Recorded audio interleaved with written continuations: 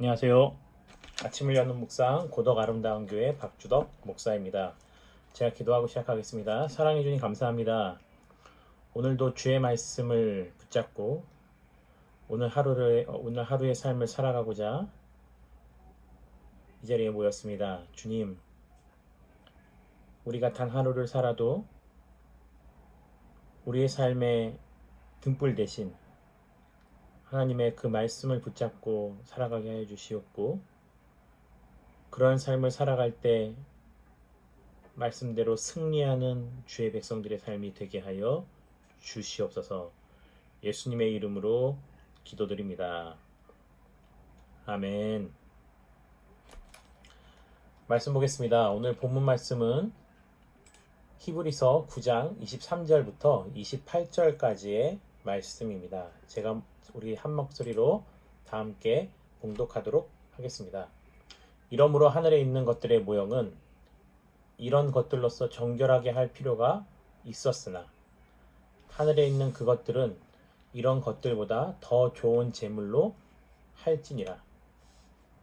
그리스도께서는 참것의 그림자인 손으로 만든 성소에 들어가지 아니하시고 바로 그 하늘에 들어가사 이제 우리를 위하여 하나님 앞에 나타나시고 대제사장이 해마다 다른 것의 피로써 성소에 들어가는 것 같이 자주 자기를 드리려고 아니하실지니, 그리하면 그가 세상을 창조한 때부터 자주 고난을 받았어야 할 것이로되 이제 자기를 단번에 제물로 드려 죄를 없이 하려고 세상 끝에 나타나셨느니라. 한 번 죽는 것은 사람에게 정하신 것이요 그 후에는 심판이 있으리니, 이와 같이 그리스도도 많은 사람의 죄를 담당하시려고 단번에 들이심 받으셨고 구원에 이르게 하기 위하여 죄와 상관없이 자기를 바라는 자들에게 두 번째 나타나시니라. 아멘. 계속해서 히브리서 말씀을 살펴보고 있습니다. 히브리서 말씀의 핵심 단어는 바로 예수 그리스도입니다. 예수 그리스도께서 어떤 분이신지, 그것이 우리가 인생을 살아가면서 우리의 믿음 생활과 어떤 관련이 있는지에 대한 내용을 자세히 말해주고 있습니다. 구약 시대를 살아갔던 사람들과 신약의 시대를 살아가고 있던 사람들의 가장 큰 차이점은 무엇일까요?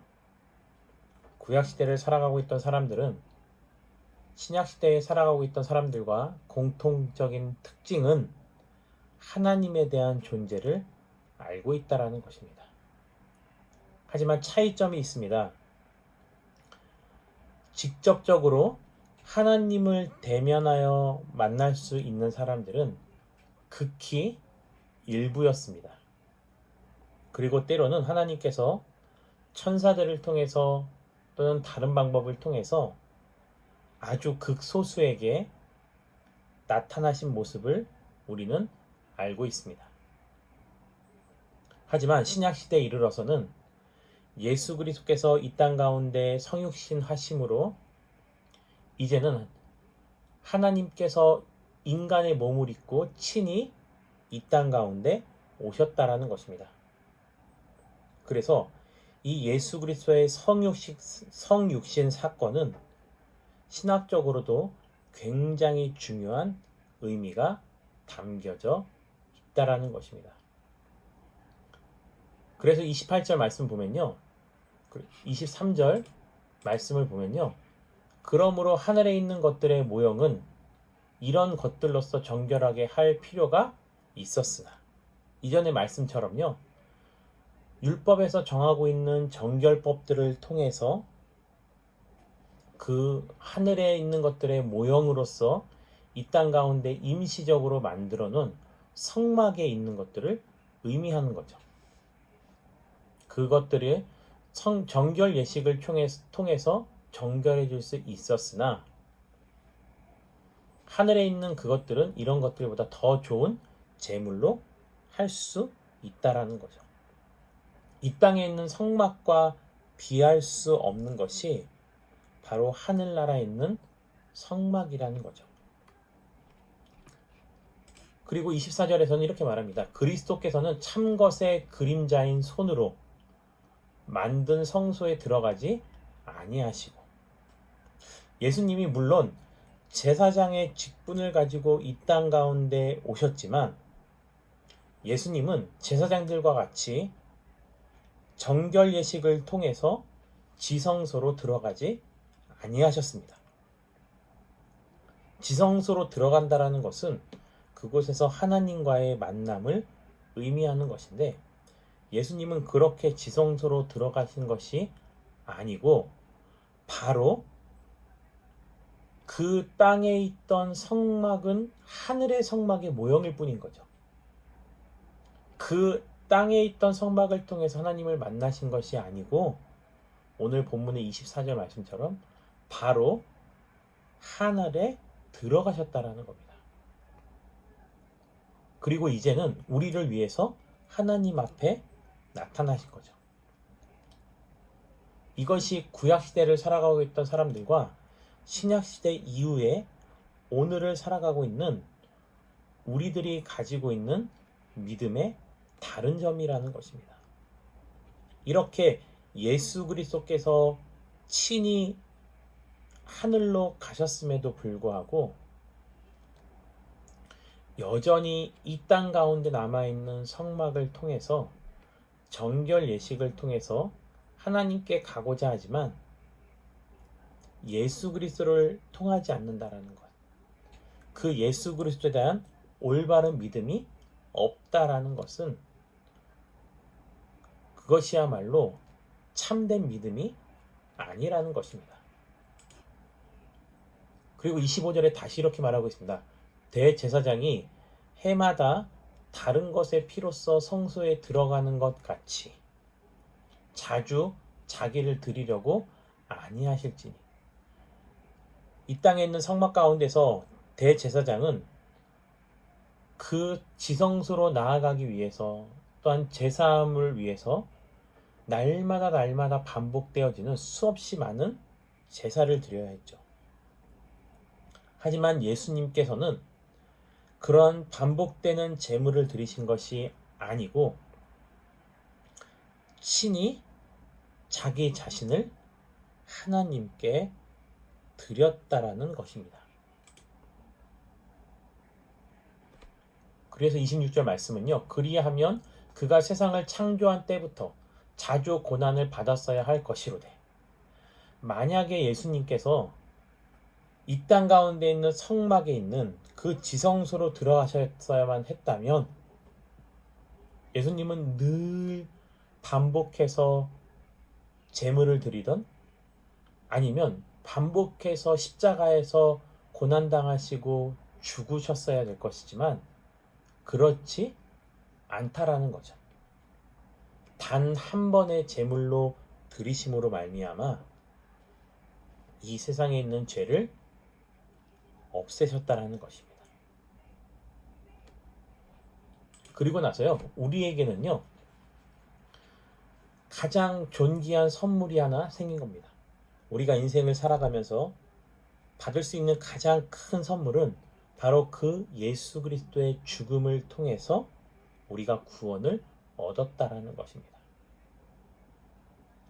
구원을 얻은 백성들, 영원히 살아갈 수 있지만 그 영원의 삶은 이 땅 가운데서 주어지는 것이 아니고 바로 천국에서 주어지는 것입니다.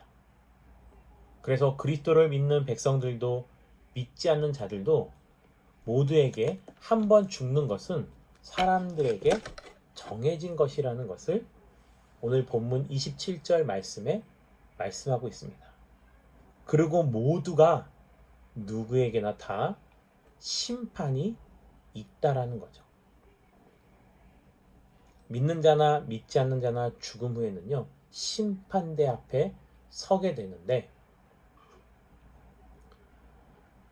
예수 그리스도를 믿는 자들은 우리를 위해 단번에 들이신 그 예수님의 희생의 대가를 통해서 우리를 죄 없다 해주시고 우리를 하늘나라에 들어갈 수 있는 자격을 허락해 주셨다라는 거죠. 그 구원은 또한 이렇습니다.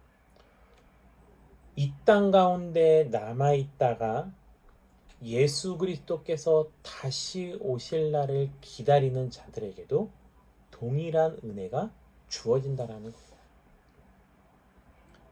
그래서 예수님께서는요, 오늘 본문 말씀에 보면 재림에 대해서도 다시 한번 말하고 있습니다.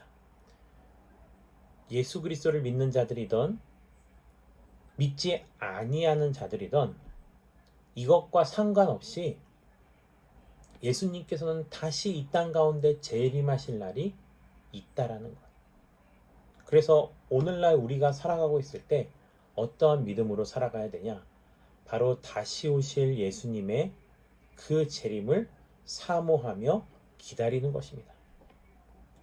우리가 예수님께서 다시 오시기 전에 죽음을 맞이하여 심판대 앞에 서던, 또는 우리가 살아생전에 예수님께서 이 땅 가운데 다시 오시던 동일한 심판은 존재할 것이고, 예수 그리스도를 믿는 자들은 그것이 죽음의 심판이 아니라 영원한 생명의 심판이 될 것을 오늘 본문 말씀을 통해서 우리에게 전해주면서, 이 말씀을 가지고 우리가 명심하고 살아야 될 것은 그 예수님의 다시 오심도 우리는 간절히 사모하며 기다려야 된다는 것입니다. 이 땅 가운데 살아가면서 우리가 살아갈 수 있는 힘이 되어지는 것이 바로 그 천국에서의 삶, 또한 죽음의 심판이 아닌 영원한 상급의 심판을 우리가 사모하며 나아갈 때 우리들의 삶은 분명히 주님 안에서 더 형통한 삶을 살아갈 수 있을 것입니다. 또한 그것이 마지막 때를 살아가고 있으며 수많은 유혹의 시대를 살아가고 있지만 그 모든 것을 이겨나갈 수 있는 삶의 원리가 된다는 것을 잊지 마시고 오늘도 이 말씀 붙잡고 승리하는 삶이 되시기 바랍니다. 우리 함께 기도하겠습니다. 기도 제목은 첫 번째, 우리가 받은 가장 귀한 선물은 바로 구원의 선물이라는 것. 두 번째, 이 땅 가운데 다시 오실 그 예수님의 재림을 진정으로 사모하며 살아가는 삶을 살아가실 수 있기를. 또한 공동기도 제목입니다. 고덕 아름다운 교회를 위해서 기도하실 때 가정과 교회와 세상을 더욱더 아름답게 만들어 나가는 그러한 공동체가 되게 달라고 이 시간 다 함께 들으신 말씀을 기억하시면서 자유롭게 기도하고 마치도록 하겠습니다. 기도하겠습니다.